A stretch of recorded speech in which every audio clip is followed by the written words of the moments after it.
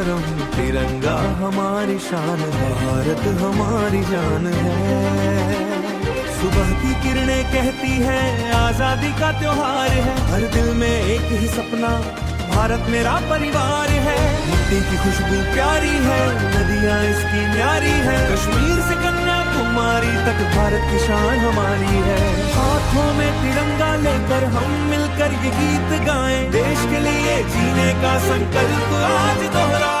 तिरंगा ऊंचा रहे हमारा, भारत देश है सबसे प्यारा, दिल में भारत, आंखों में सपना, जय हो भारत, जय हो तिरंगा। तिरंगा ऊंचा रहे हमारा, गूंजे हर तरफ नाम तुम्हारा, मिलजुल कर हम आगे बढ़ेंगे, भारत को और महान करेंगे। वीरों ने अपना फर्ज निभाया, देश को आजाद कराया, उनकी कुर्बानी को याद कर आज ये पर्व हमने मनाया। सीमा पर जो खड़े हैं प्रहरी, उनको दिल से सलाम हमारा, उनकी वजह से चैन से सोता देश का हर परिवार हमारा।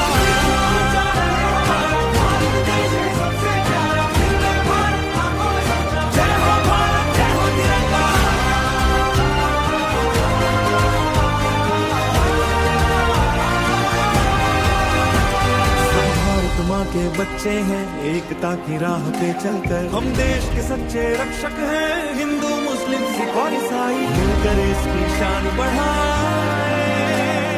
भाषा चाहे अलग हो, अपनी भारत को दिल से अपनाए।